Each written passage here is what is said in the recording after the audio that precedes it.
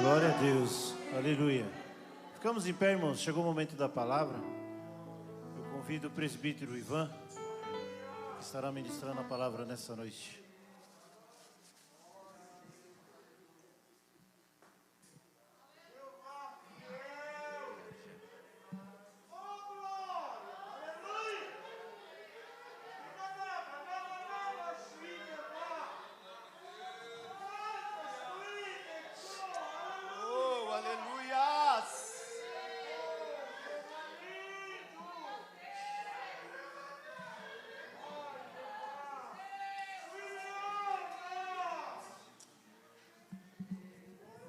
Aleluias.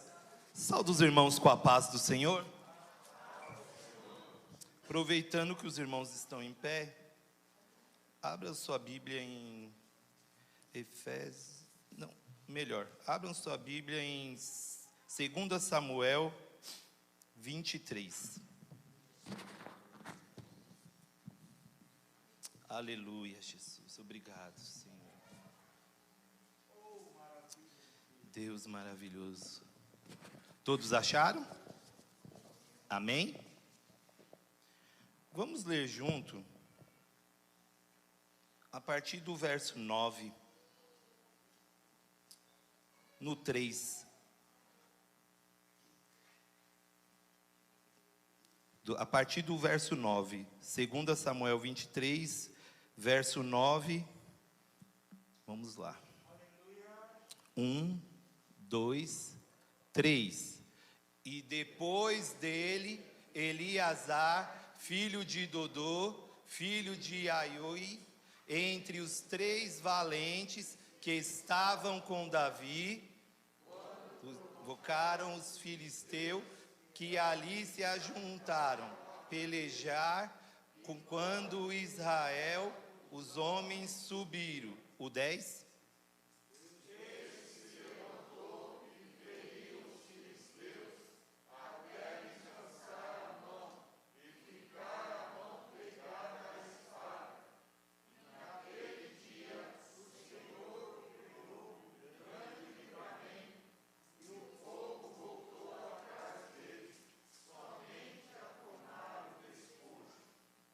Amém? Você pode sentar e glorificar a Deus.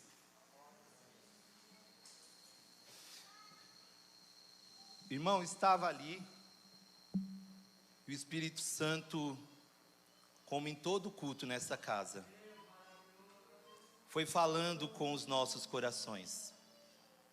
Cada louvor entoado, cada palavra aqui falada, lida, o Espírito Santo, ele vem preparando a gente. Se você ficou atento, você viu que a Carol falou aqui inicialmente sobre perca de identidade. Quem somos nós? Alguns estudiosos vão dizer que o homem ele é um produto do meio, que ele vai se identificar de acordo com a sociedade e o ambiente que ele vive. Vai dizer que alguns vão inclinar para aquilo que ele vive, ou região que ele vive. Só que o interessante é que nós temos um DNA, e esse DNA vem de Deus. Esse DNA, ou melhor dizendo, esse perfil, ele vem de Deus. Nós somos igrejas do Senhor. Nós somos o corpo de Cristo. Individualmente, nós somos soldados dentro da casa do Senhor. A igreja, ela não foi uma ideia do homem. Ela não foi o homem que de repente pensou assim: olha, eu vou criar a igreja. A igreja, ela já foi criada com Cristo antes da criação. Melhor para entender, Efésios 3, 5 vai dizer que Cristo é o mistério escondido em Deus. Enquanto Cristo é o mistério escondido em Deus, a igreja é o mistério escondida em Cristo. Irmão Ivan, o que você está dizendo? Eu estou tentando aqui trazer para nós o que é a identidade da igreja, o que somos nós e por que estamos aqui. Eu sei que tem pessoas que veio para cá com um pensamento focado em pedir a Deus que resolva algum problema, que resolva alguma dificuldade. Mas precisamos entender que quando Jesus ele vai dizer, ide e pregai o evangelho, o interessante disso é que é um nome bem interessante, se chama querix, que é uma mensagem. A igreja sem querix, ou a igreja sem mensagem, não é nada. Por que Jesus vai falar isso? É porque naquele tempo todo rei tinha um mensageiro, e todo mensageiro tem que ter uma mensagem. A gente não é igreja se a gente não falar do nosso rei, se a gente não falar que ele salva, se a gente não falar que ele cura, se a gente não falar que ele transforma, a gente está sem mensagem, a gente não é igreja. A gente precisa falar que Jesus ele veio, ele morreu, ele ressuscitou e ele vai voltar. A igreja ela tem uma mensagem. Mas o mais interessante é que durante tudo isso, a igreja ela vai mudando. E 1 Pedro 4,10, se não me falha a memória, vai dizer que é a multiforma de Deus. Deus ele tem formas de trabalhar. Como já foi falado, ele vai usar cada um na sua qualidade. Eu juro que às vezes eu venho aqui, eu falo assim, Senhor, eu quero começar a pregar e eu quero ser que nem o Juninho. Eu acho uma bênção, mas eu não consigo. Quando eu chego aqui, minhas pernas tremem. Aí eu entendo, o Juninho começa a chorar, mas minhas pernas tremem, eu começo a chorar. A minha voz não consegue mais sair baixa. E é por isso que eu sou assim. E Deus ele nos usa na multiforma. Ei, Deus está falando nesta noite. Ele está falando para você, você é a minha igreja, você é parte do corpo, e eu vou te usar com as suas qualidades, eu vou te usar com as suas qualidades. Só que a igreja não pode esquecer uma coisa, ela tem que ser cristocêntrica. Cristo tem que ser o centro. Temos os nossos problemas? Temos dificuldade? Temos. É aqui que a gente vai resolver, é aqui no altar. É aqui que eu peço para ser curado e sou curado. É aqui que eu peço para Deus mudar lá a vida do meu irmão que não está na casa do Senhor, e Deus vai lá e muda. É aqui que a gente pede pela nossa casa para ter paz, e Deus vai lá na nossa casa e Ele dá paz. É aqui. Às vezes a gente não entende, que a gente até costuma chamar os crentes 6 horas. Sabe por quê? Tem hora que a gente chega aqui, a gente está tão fraco, mas tão moído, mas tão quebrado, que a gente prefere pedir ajuda para quem está do lado. Aí a gente pede para os outros orar, porque a gente olha, a gente fala assim, está mais forte do que eu, me ajuda. Tem hora que a gente pede oração, é um grito de socorro da nossa alma, porque o mundo muitas vezes vem nos assolando, e nesse tempo atual é a nossa mente que ele está assolando. E aí tem gente que entra aqui e olha para você que está sentado, aí você está aí todo bonitinho, ele olha para você e fala assim, deve estar tudo bem, eu vou pedir para ela orar, eu vou pedir para ele orar. Aí a gente costuma julgar, falar assim, é crente 6 horas. Só que a gente se esquece que esse turbilhão também acontece na nossa vida, que essa dificuldade vem sobre a gente, que tem dia que a gente vem, mas a gente não está aqui. Se você prestou atenção, o culto está falando de pessoas que estão cansadas. Oh, aleluias. E como tem gente aqui que está cansada, que já não está mais aguentando a situação, que já não está mais aguentando o que está vivendo, e ainda vem pandemia para acabar, aí vem situação de fechar a porta, e aí não está aguentando. Quando chega aqui, é um grito de clamor da alma. Ei, que Deus levante soldados nesta casa, para ajudar os que estão caídos, para ajudar os que estão fracos. Ei, Deus quer levantar você, porque nessa noite você está aqui para ouvir essa palavra, e essa palavra é para você. Eu te chamei, já que se alistou, levanta e vai trabalhar nesta obra.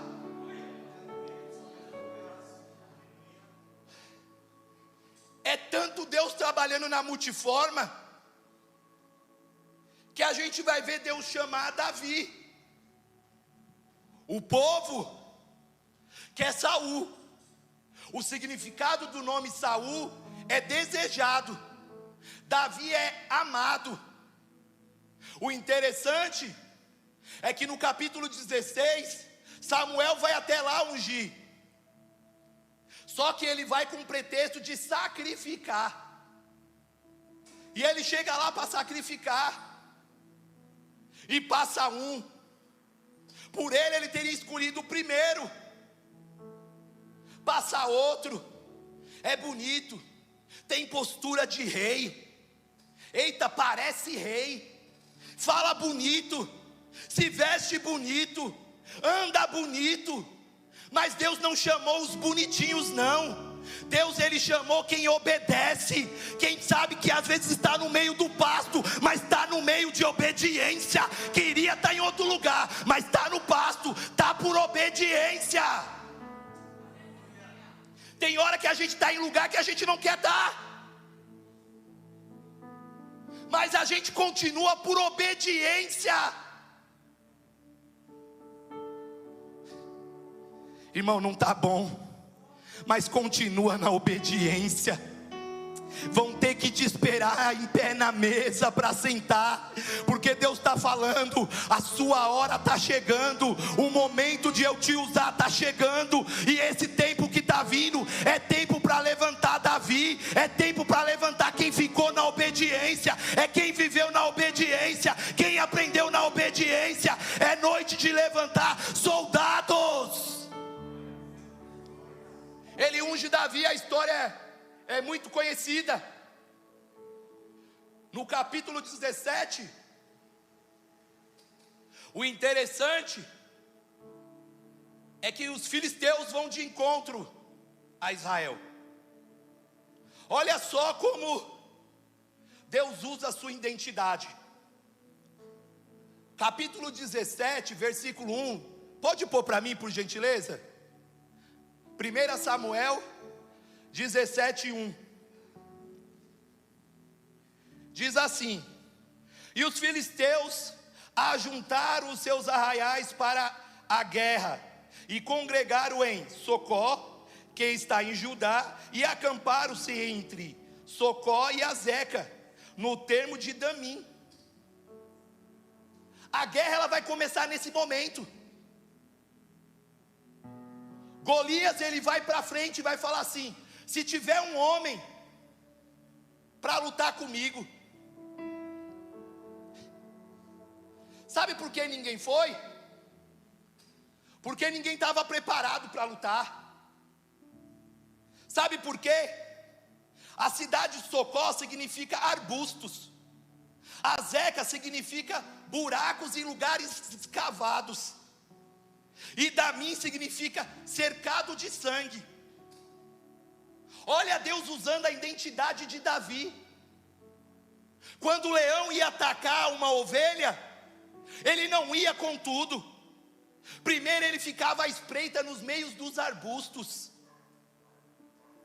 Talvez ele ficava o urso em buracos escondidos onde Davi estava.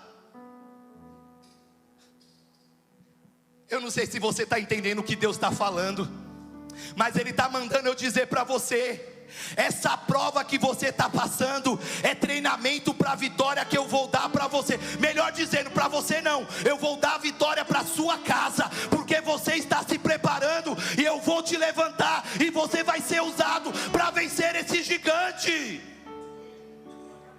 Davi vence, sabemos a história. Saul, ele fica enciumado e começa a perseguir Davi. Só que Davi continua na obediência. É rei, mas não subiu a cabeça. É rei, continua humilde. É rei, continua falando com todo mundo. É rei, continua orando ainda de madrugada. Olha, é rei, mas Deus ainda continua falando no secreto. Quando ele entra no quarto, quando ele fecha a porta, Deus ainda fala com ele em secreto. A promessa não subiu a cabeça de Davi. Davi, ele vai continuar a sua trajetória. Ele vai fugir e por 3 vezes ele vai ter a oportunidade de matar Saul. Só que ele vai falar assim: é ungido de Deus, é um escolhido de Deus. Ele continua na obediência. Deus está gerando identidade em crente aqui. Tem crente que está aqui, estava pensando: eu não sei o que eu vou fazer, eu não sei o que eu estou vivendo, mas Deus está falando nesta noite: eu estou criando nesta prova identidade na sua vida, eu estou criando identidade de cristão. Ei, você vai ser sim um pequeno Cristo. Ei, continua nesse caminho, que a identidade vai te mostrar que eu sou o Deus da promessa e vou te tirar da onde você está.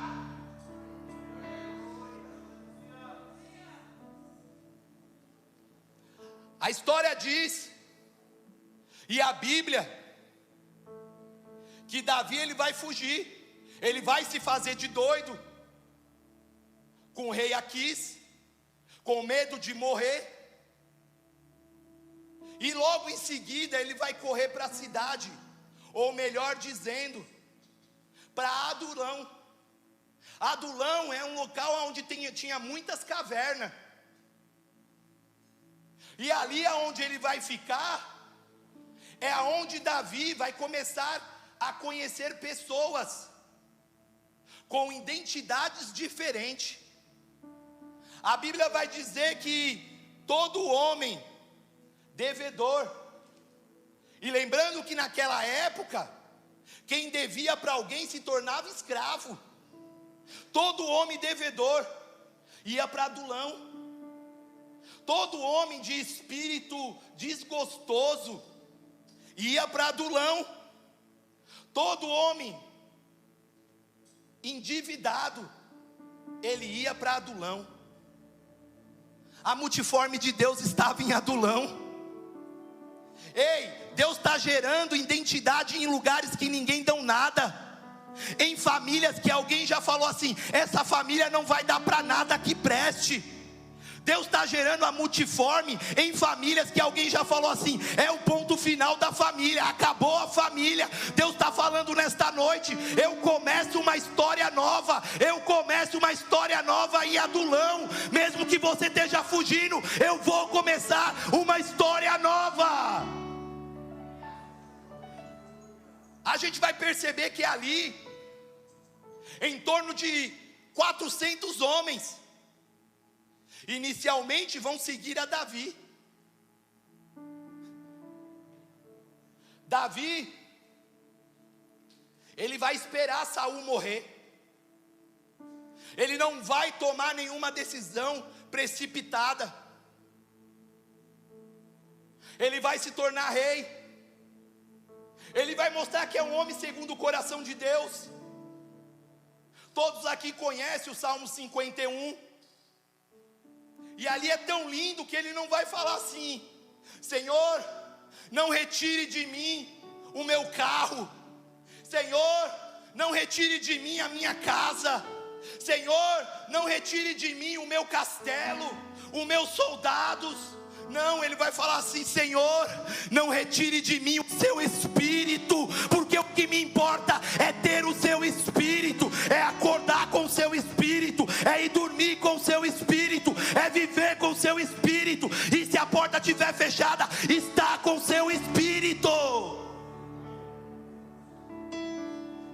Davi, ele vai mostrar que ser um homem segundo o coração de Deus é saber que sou pecador,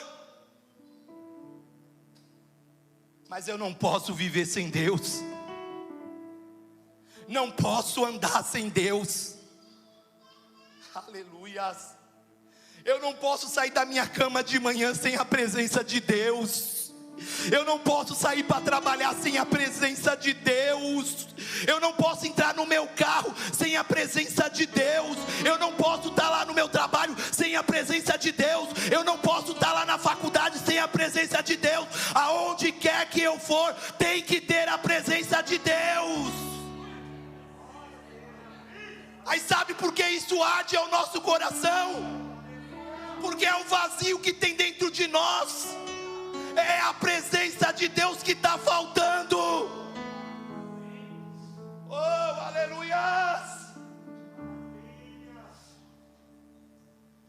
Davi vai mostrar que é o homem segundo o coração de Deus. Ele vai perguntar certa vez: existe alguém da família de Saul? Alguns vão dizer assim: olha, que em 1 Crônicas 8 vai dizer o nome original de Mefibosete, que é Meribi Abaal. É um nome diferente. Israel, ele usa o nome como um currículo. O nome, ele tem significado, sim. Quando Saul e Jonatas morrem, Mefibosete, ele cai e quebra as pernas. Davi vai perguntar a Ziba: Ziba, tem alguém? E a primeira coisa que ele vai fazer é assim: tem sim, um deficiente, um que tem as pernas quebradas, um que caiu, um que errou. Porque o inimigo da nossa alma, ele só quer nos acusar. Ele só quer nos acusar. Mas me alegra o que Paulo diz em Romano, porque toda a cédula que falava do nosso pecado foi rasgada. Ei, você está livre. Ei, você está livre. E a graça vai te alcançar. Ei, Ziba, vai buscar Mefibosete, porque a graça alcança, a graça busca, a graça levanta. Para mim, Ivan, esse texto tem uma problemática. E eu estou há um tempo, vou dizer aí que eu já estou uns 5 meses lendo ele. Porque desde pequeno eu escuto as pessoas dizer o quê? Mefibosete foi para Lodebar viver na casa de Maqui. E Maqui era pobre. Mefibosete era um mendigo. Só que a gente pega mais o texto à frente, em 2 Samuel, se não me falha a memória, acho que 17, vai dizer o quê? Que quando Davi está fugindo de Absalão, Maqui é um dos que leva alimento para ele. Como alguém que não tem dinheiro pode ajudar a outra pessoa? Para mim tem uma problemática, Júnior, aqui. Porque eu escutei a minha vida toda dizendo que ele era mendigo. Sabe o que Deus está falando? As pessoas não te conhecem de verdade. Eles estão falando o que estão vendo por fora. Se você põe na rede social que você está triste, vão dizer que você é uma pessoa triste. Se você põe que está desempregado, vão dizer que você está desempregado. Mas não vão ver que todo dia pela manhã Deus faz o milagre na sua casa, que Deus te levanta, que Deus te dá saúde, que você anda com Deus, que você caminha com Deus, e a presença de Deus é o que importa para você. Davi, ele vai juntar esses homens. E no capítulo 23, a qual eu li, ele vai começar dizendo que são as últimas palavras de Davi. Davi já estava velho, cansado. E ele vai começar com um salmo lindo, dizendo o quanto ele ama a Deus, o quanto ele é grato a Deus. Ele vai querer descrever o nome dos 38 valentes de Davi. E ele vai começar pelos os três mais íntimos, ou como a tradição judaica diz, os 3 mais poderosos. E um desses poderosos é Eleazar. Eleazar significa Deus ajudou. Eleazar, ele vai entrar nessa história dizendo que de repente ele se levantou. O texto diz assim: e depois de Eleazar, filho de Dodô, filho de Aoi, entre os 3 valentes que estavam com Davi, quando provocaram os filisteus, que ali se ajuntaram à peleja, e quando Israel e os homens fugiram. Sabe que Deus está falando para nós aqui? Tem hora que a gente vai estar sozinho nas batalhas. Tem hora que na sua casa ninguém vai te ajudar em oração. Tem hora que as pessoas vão fugir mesmo, vão te deixar sozinho. Você vai se sentir muitas vezes sozinho nas batalhas. Eu lembro da minha mãe, só ela orava em casa, só ela buscava em casa.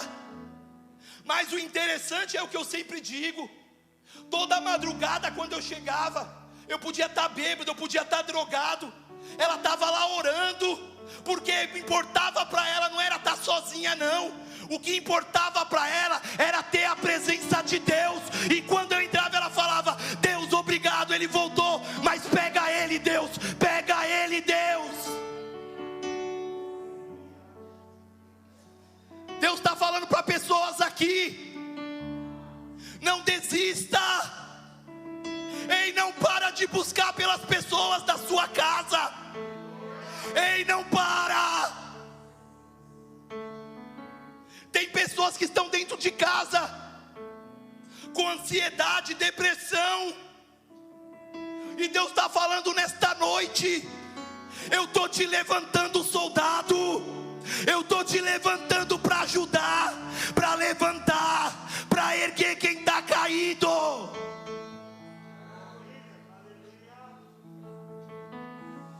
Sabe o que me alegra em Eliezer? Não é só o nome dele, Deus ajudou, é que ele aprendeu algo com Davi. Porque o nosso problema é que a gente anda com pessoas que têm experiência, pastor, e a gente não aprende com a experiência das pessoas. E a gente tem que observar e aprender mais. Temos que aprender com quem tem experiência. Sabe por quê? Quando o povo foge, Eleazar está fazendo exatamente o que Davi fez com Golias. Ele não chegou lá e falou assim: esse gigante não, quem é esse incircunciso? Sabe o que ele está dizendo? Quem é esse que não tem aliança com o meu Deus? Quem é esse que não conhece o meu Deus? Ei, Deus está falando para a pessoa aqui: para de olhar para o gigante, começa a olhar para o Deus que você tem, porque eu estou te levantando nesta noite. Ele não vai olhar. Alguns estudiosos vão dizer que tinha cerca de 15 mil pessoas. Eu vou ser bem sincero, tivesse 3 eu já corria. Não sei vocês, mas ele não estava olhando para os filisteus, Ei, não olha para essa doença. Ei, não olha para essa porta fechada. Ei, não olha para esse problema. Ei, não olha para a bagunça que está na sua casa. Ei, olha para Deus. Sabe melhor? Faz que nem Paulo fala: as demais coisas me deixam para trás, mas eu prossigo para o alvo. O alvo do quê? Do prêmio celestial, que é Cristo Jesus. Ele não vai olhar. Vai falar que ele se levantou e feriu os filisteus, até lhe cansar a mão e ficar apegado à espada. Valente também cansa. Ei, valente também cansa. Olha aí, você pediu para Deus falar. Ei, você não está tão perdido não. Deus está falando aqui: valente também cansa. Ei, valente também sofre. Valente também tem sentimento. Valente também sente falta. Valente também precisa de amor. Valente também precisa de carinho. Mas nessa noite ele está derramando o bálsamo de Gileade, que cura, restaura e levanta.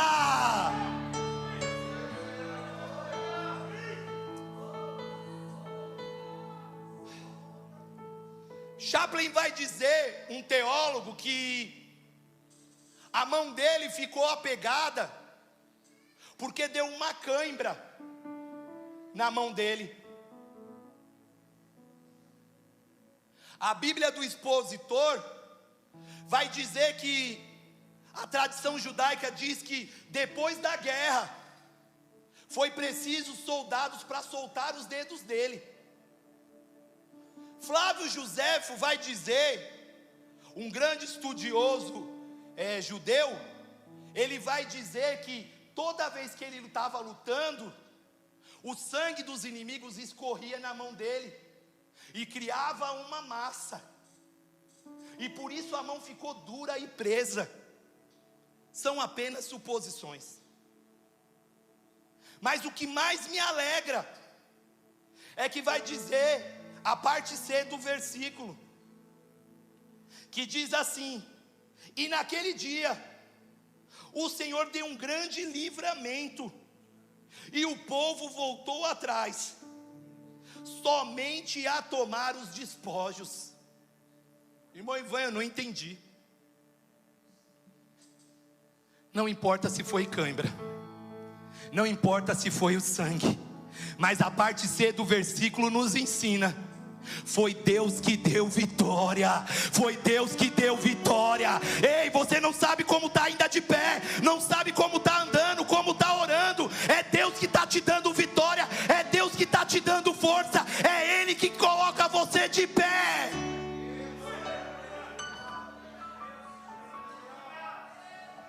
Você tenta imaginar,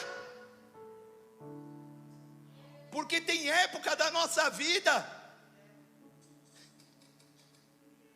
eu acho que é só comigo, tem época da nossa vida que a gente passa por uma prova, por uma tempestade, a gente fala: agora vem bonança. Não, vem outra prova. Aleluia. Tem época da nossa vida que a gente vive de prova em prova, de vale em vale, de deserto em deserto. Aí bate o cansaço. Mas Deus está falando para você hoje. Você já passou de prova em prova, de deserto em deserto. É uma tempestade atrás da outra. Mas eu não tenho te dado vitória. Você não tem saído vencedor. Ei, se eu não tivesse te dado vitória, você não estaria aqui hoje. Se eu não tivesse te sustentado, você não estaria de pé. Se eu não tivesse com você, a sua família não existia mais. Por isso eu estou te dando vitória.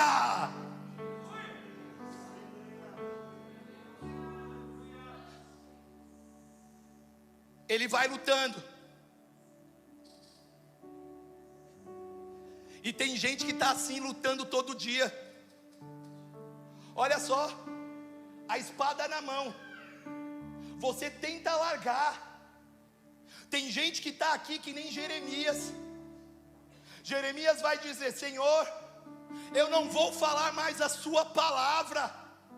Mas quando ele pensa, ele diz: quando eu pensei em não falar a sua palavra, o seu espírito me ardeu por dentro, e eu percebi, eu tenho que continuar. Ei, continua, não para, ei, não para.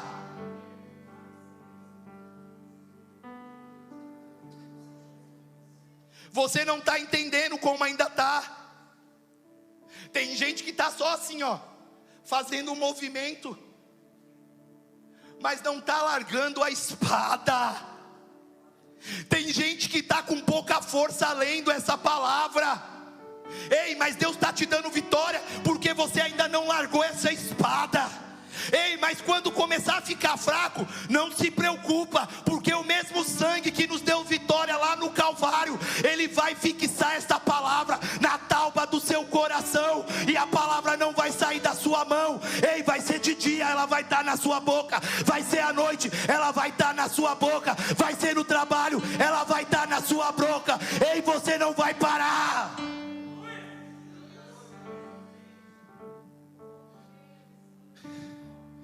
Tem gente, e o Espírito está ardendo aqui o meu coração,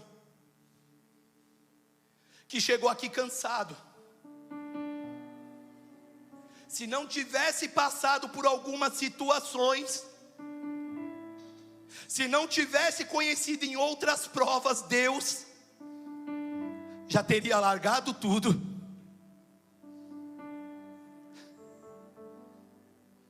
Mas Deus está falando nesta noite: ei, você que está cansado, vinde a mim, você que está cansado. Ei, você que está oprimido, você que está oprimido, vinde a mim também. Você que está pensando em desistir, vinde a mim também. Ei, você que está achando que quer acabar com sua vida, Deus está dizendo nesta noite: vinde a mim também, porque eu tenho vida, e é vida em abundância, é vida que transforma, é vida que eu dou para você hoje.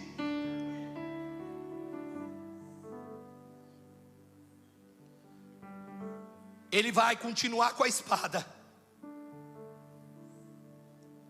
mas o interessante, que mesmo cansado, o texto vai ser muito claro em dizer que todos aqueles que deixaram ele lutar sozinho, cansado, vão usufruir da vitória. Sabe que Deus está falando aqui para pessoas aqui, para pessoas que são chefes de família aqui: continua de pé, continua lutando, porque eu vou te dar vitória, e a sua casa vai viver um tempo de vitória, a sua família vai viver um tempo de vitória. Ei, vão ter que ver você vivendo um tempo de vitória, o seu vizinho vai viver vitória, porque a sua casa vai transbordar vitória. Vai ser o da direita, vai ser o da esquerda, porque o Deus que eu sirvo, Ele faz na nossa vida e transborda na dos outros também.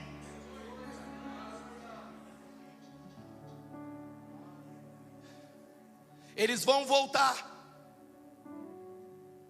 pegar todos os despojos,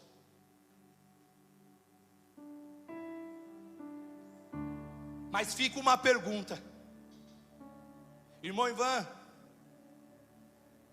você me falou que Deus vai dar a vitória, basta eu continuar. Ele vai continuar comigo, a espada vai fixar na minha mão. Mas amanhã é segunda-feira, irmão Ivan. Amanhã o dia já começa difícil. Você precisa sair hoje daqui com quem encontrou a sua identidade celestial,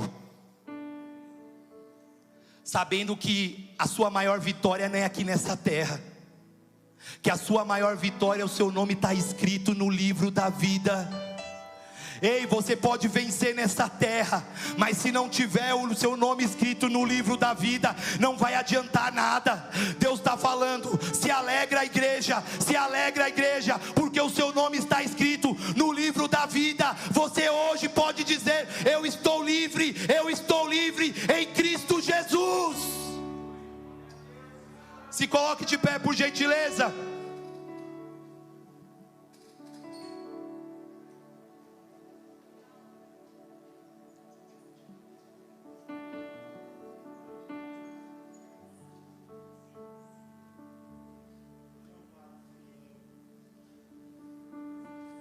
Deus quer fazer renovo nesta noite, com você que está cansado,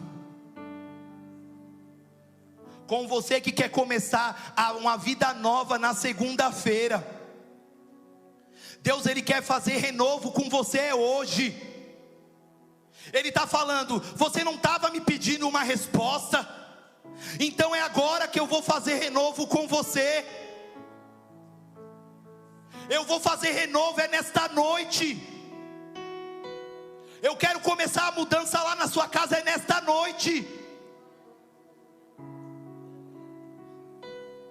Eu vou orar, e eu quero pedir que você ore também,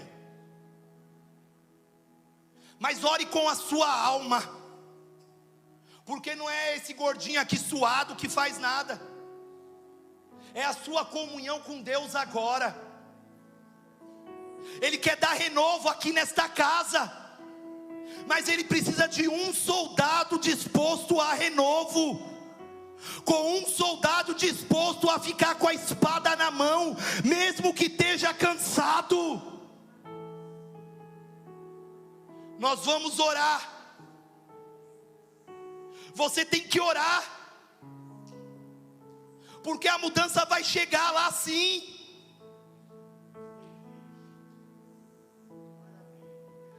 Tem pessoas aqui que Deus, o Espírito Santo está mandando eu dizer que a mudança vai chegar, mas precisa mudar a identidade. Tem pessoas que estão aqui que não falam mais em línguas há mais de 2 anos. Tem pessoas que estão aqui e não oram há mais de 2 anos. E Deus está falando assim: você que está cansado, eu vou te renovar nesta noite. Levanta a mão para o céu e começa a orar comigo. Ei, Senhor, aqui está o seu povo. Senhor, eu não conheço a vida de cada um em particular, mas eu sei, eu conheço o Deus que eu sirvo. Tu és um Deus que me tirou do meio das drogas. Tu és um Deus que me resgatou quando ninguém acreditava em mim. Tu és um Deus quando minha mãe apenas orava por mim, e o Senhor falou: eu vou resgatar, eu vou levantar, e o Senhor fez na minha vida. Deus, eu quero te pedir nesta noite, começa enchendo a sua igreja, começa enchendo a sua igreja. Ei, renova línguas estranhas, renova dons. Ei, começa, Senhor, faz hoje, Pai, faz, Pai, hoje, porque a sua igreja está aqui clamando. Vai enchendo, vai restaurando, Pai. Pai, vai enchendo a seu povo, vai enchendo o seu povo. Senhor, restaura cada um. Senhor, entra no íntimo, Pai, e restaura a sua igreja. Pai, vai fazendo. E Senhor, mostra como o Senhor é um Deus bondoso, e derrama sobre a sua casa, derrama sobre a sua vida, a vida de cada um que está aqui, Pai. Vai fazendo, Senhor. Senhor, eu agradeço, Pai, porque eu sei, Pai, que as vidas vão mudar, Pai, porque Tu és um Deus fiel, Tu és um Deus verdadeiro, Tu és um Deus que faz. Então, Pai, eu já agradeço por tudo, Pai, e agradeço em nome de Jesus. Você pode aplaudir ao Senhor? Aplauda o Senhor com força, porque Ele está fazendo na sua vida. Pode se assentar. Eu quero só agradecer a oportunidade ao Júnior, ao Eduardo, ao pastor, ao Fábio, por essa oportunidade. Agradecer e dizer que Vamos ficar firme, igreja. Agradeço a oportunidade em nome de Jesus, amém?